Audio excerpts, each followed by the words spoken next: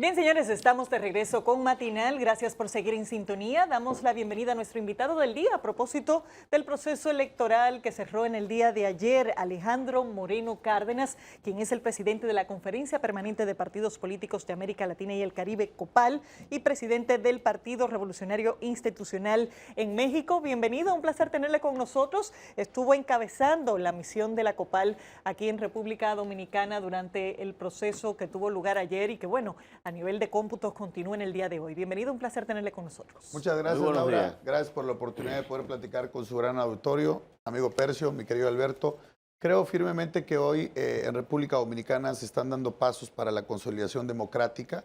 Lo importante y lo fundamental es que hayan elecciones transparentes, en paz, en armonía. Como bien sabes, tuvimos una observación electoral de 82 delegadas y delegados distribuidos en varias provincias aquí en República Dominicana, de 26 países. Incluso invitamos observaciones electorales de Europa, de Francia, de España y de varios lugares.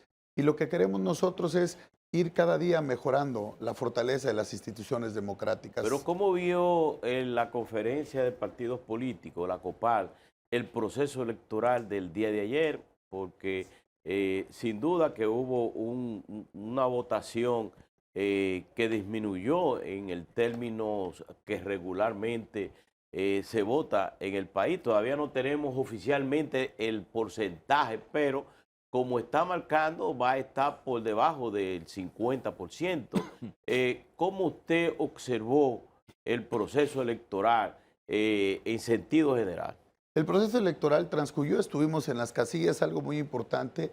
Hubo una gran organización, por eso hay que reconocerle a la Junta Central Electoral la organización de la elección, porque un pilar de la fortaleza democrática son las instituciones autónomas, que cada vez tienen mayor capacidad de decisión, ciudadanizadas, y en este recorrido que hicimos en varias provincias de este gran país, sentimos y vimos la participación de los ciudadanos en la organización de la elección, la representación de los partidos políticos, muchas mujeres presidentas de casilla en las mesas receptoras de votos, un proceso en paz, en armonía en términos generales, con los incidentes que hay en una elección, pero estamos convencidos que el gran reto siempre de una elección es la participación de las y los ciudadanos, es el promedio y el porcentaje que se da en la gran mayoría de los países en América Latina y el Caribe en las elecciones, y lo que hay que hacer es que trabajando de la mano con el órgano electoral se haga una gran promoción de la participación de las y los ciudadanos, y ahora, como tiene la elección separada, entonces se genera una expectativa de la elección presidencial. Entonces muchas veces el ciudadano espera a la elección presidencial a participar y hay un diferendo en los porcentajes de participación cuando una elección y con otra. ¿Cuál es la media, si la tienen ustedes como partido, como organización de partidos políticos en América Latina para elecciones de medio término?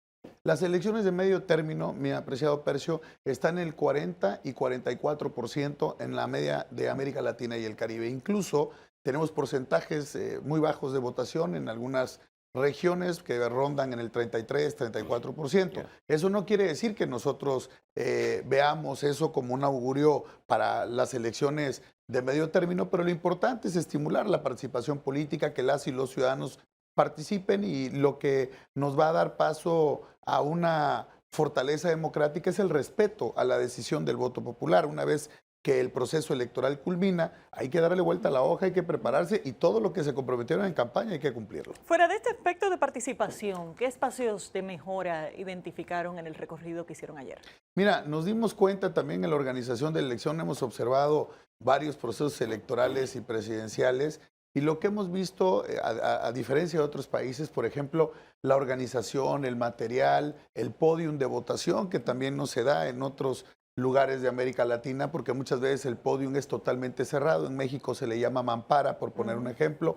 Entonces creo que eso da apertura también en la votación, que haya fluidez a la hora de participar, organización electoral, capacitación, formación, y que esté la representación de los partidos políticos. Ha quedado claro, Laura, que cuando el órgano electoral y las instituciones electorales, los tribunales electorales, los órganos jurisdiccionales son quienes organizan y califican la elección, y el gobierno no participa en la elección, Eso es lo que fortalece el proceso En democrático. el caso del día de ayer, cuando se comenzaron a ofrecer los boletines y actualizados cada 15 minutos, ocurrió una rueda de prensa de uno del jefe de campaña de la Fuerza del Pueblo y un dirigente del Partido de la Liberación Dominicana. Lo primero que dijeron, el uso y abuso de los recursos del Estado. Ustedes como organización,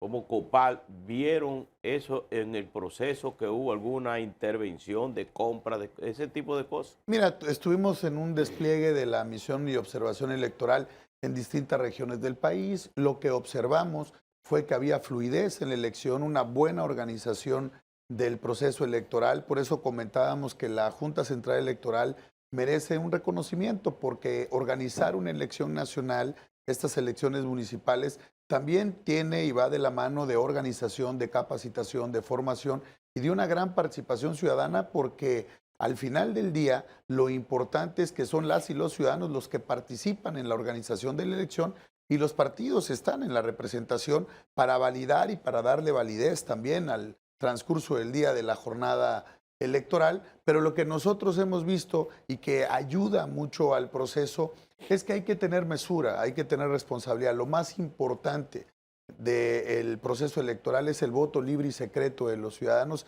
y los resultados electorales hay que respetarlos. Claro está, cuando hay incidencias están los organismos jurisdiccionales y los tribunales para las quejas y todo lo que tenga por derecho un partido político, pero estoy convencido que fue una jornada cívica, una jornada transparente. Tuvimos recorriendo, te digo, varias regiones, el Distrito Nacional, Santo Domingo, se estuvo en Bonao, se estuvo en San Pedro Macorís, se estuvo en Santiago de los Caballeros, se estuvo en muchas, tu tierra, Percio, ahí se estuvo. Ese criterio es el que se recogió en todos los observadores. Ustedes hicieron ya el balance como... Sí, por eso tú bien sabes que en las misiones internacionales se da un informe basado siempre en las facultades que tenemos nosotros de acompañar la elección y de ser el más respetuosos de la decisión de los dominicanos. Y bueno, el sentimiento que había una delegación internacional amplia, Percio. Habían de la OEA, estábamos de COPAL, nosotros venimos Alejandro, 82, habían 150 Alejandro, observadores. A propósito de que hablas de las expectativas que se abren en estas elecciones camino a la presidencial, una de las cosas que se ha estado observando, y ahora fue muy notorio, que los candidatos presidenciales y candidatos a senadores para mayo se tragaban prácticamente la presencia de las figuras de los alcaldes, que era, prácticamente se invisibilizaban. ¿Ayuda eso al proceso democrático, o ustedes tienen algunas observaciones ya desde el punto de vista de la organización política que dirigen? Esa es una buena pregunta y una buena observación. Se ha discutido mucho tiempo si se separan los procesos electorales o si los procesos electorales se unen. Temas de recursos, temas de organización, de tiempo, de participación y de no tener a las y los ciudadanos en permanentes procesos electorales, también se puede hacer para generar un tipo de independencia o de separar los procesos electorales para que no haya esta campaña paraguas de que la presidencial arrastre todas las campañas municipales, locales, incluso en el Senado de la República. Nosotros lo que vemos es siempre las figuras presidenciales y las figuras nacionales absorben la imagen de la elección porque son más posicionados. Entonces los candidatos, perdón Alberto, los candidatos locales, regidores, diputados locales, pues también se pegan a la figura presidencial, incluso en los espectaculares, pues Pero en se nuestro usa caso, la figura presidencial. que hemos visitado varios modelos para tratar de separar las elecciones municipales de las presidenciales, este es el modelo más reciente, lo separa solamente con 3 meses y parecería que no es efectivo porque montamos 2 procesos electorales, se gasta en 2 procesos electorales, los ciudadanos votan 2 veces, pero no se genera esa separación que era la idea original. ¿Sería una opción revisar este modelo desde la experiencia latinoamericana? Habría que ver cómo está el contexto geopolítico local aquí, porque en América Latina, en Europa, también en Asia, lo que tienen muchos países es que tienen prácticamente un proceso político cada año. Entonces, con una diferencia para que esté participando el ciudadano y base de incentivar estos procesos es que estén en la permanente participación y que estén informados y se les esté informando de la participación del voto y muchas veces por recursos, por organización, por tiempo, se separan los procesos electorales. Incluso hay países que tienen procesos electorales cada 3 años específicamente y tienen enfocados. Pongo el ejemplo de mi país. Este año en México tendremos más de 25,000 cargos de elección popular. Estarán electos senadores, diputados federales, locales, Pero alcaldes en y la esos presidencia. casos son elecciones parciales, es decir, no se cambia todo el escenario. No, completo. no se cambia, pero entonces, Sino un ¿qué es lo que se está porcentaje. tratando? Exacto, que cambien cuando cambie el presidente, que era un tema que está en discusión, cambia el Senado de Ahora, la República la y pregunta la Cámara siempre cambia es, cada 3 años. ¿a dónde es más saludable? ¿Cuál es el modelo más saludable? Yo creo que un modelo importante debe de nacer de la oportunidad de que el ciudadano esté informado, de que los medios de comunicación importantes, como todos ustedes y todos son importantes, puedan dar a conocer la información, que el voto ciudadano sea un voto informado. Yo escuchaba a Laura hace unos momentos cuando se decía no en todos los países el voto es obligatorio, en otros países el voto también es obligatorio, cómo juegan el rol los programas sociales, el tiempo de la participación de las campañas, los tiempos que se dan en los medios nacionales para hacer spots, para tener cobertura, la claridad y la fiscalización de los recursos. Pero hay algo que hay que señalar en República Dominicana, porque aquí hemos estado muchos años, tenemos muchos amigos y hemos venido a muchos procesos. Y yo creo que el paso importante es ir consolidando el proceso democrático, llevar las elecciones en paz, en tranquilidad, y la gente va a ir teniendo claro que con su participación es importante la decisión que toma un país. Hay que hacerle tener claro al ciudadano que su voto cuenta y que su voto es importante. Eso es Alejandro, fundamental. Me gustaría que hagamos una reflexión en el sentido de que en las Américas y prácticamente en el mundo, vemos de cómo el declive de los partidos políticos, el desinterés de la población cada vez marcada de los partidos políticos, pero también que las poblaciones, y eso se ha dado ahora en las últimas elecciones que hemos tenido en las Américas, donde se apuesta a jóvenes para que sean los presidentes. Me gustaría que usted nos haga una reflexión en torno a eso. Hay algo muy importante. Creo firmemente que hoy el concepto, y aprovecho la pregunta, el concepto de democracia hay que dejarlo completo. La democracia social, la democracia participativa donde todos tienen oportunidades. Tenemos que generar valor, tenemos que generar oportunidades, que los jóvenes puedan prepararse, que los jóvenes puedan salir adelante, que haya programas para mujeres, que haya inversión, que haya desarrollo, que haya crecimiento. Y los partidos políticos han tenido una crisis, sí, pero tenemos que fortalecer el sistema de partidos, porque ¿qué pasa, Alberto? Cuando hay ausencia de democracia, cuando no hay esa participación a través de las reglas para el acceso al poder, eso es lo que se está perfeccionando, sí, pero ¿cuáles son las reglas en el ejercicio del poder? Eso es lo que debemos de construir todos. ¿Por qué? Porque cuando se debilita el sistema de partidos, cuando no hay una participación, cuando hay una clase política criticada, con poca credibilidad, lo que sucede es que nacen las candidaturas digitales, los outsiders, que al final del día llegan a los países y destrozan los países porque no tienen la capacidad para gobernar. Hoy poníamos en el contexto de que tú cuando vas o te sientes enfermo, pues no vas a ver al doctor si el doctor lo ves bien, si está flaco, si está gordito, si te cae bien o no te cae bien. Tú vas con el doctor porque es el que sabe, porque es el que tiene experiencia para gobernar. No vas con el que te cae bien, con el que es simpático. Tú tienes por eso que tener una responsabilidad hoy, y el paso fundamental para consolidar el proceso político democrático son oportunidades. Hoy, por ejemplo, el tema de la Agenda 2030, cambio climático, inteligencia artificial, 5G, 6G, son los modelos tecnológicos que hoy tenemos. Pero también en los partidos políticos tienen la práctica, pienso yo, no sé si usted le da quiesencia, es las prácticas democráticas dentro de los partidos, que no se elijan candidatos de dedo, y la renovación en la alta dirección. Claro, mira, por eso la gente, y hay que decirlo, la gente desconfía muchas veces de los partidos, poca credibilidad en los partidos, pero hay que señalar algo importante. La política es buena, La política construye acuerdos, la política construye consensos, la política es buena, lo que hay es malos políticos. Ahora, Y hoy lo Alejandro, que necesitamos es construir acuerdos y consensos con un entreveramiento generacional y con mucha juventud. Eso nos ayuda y nos anima a generar una nueva visión de país para ver hacia adelante y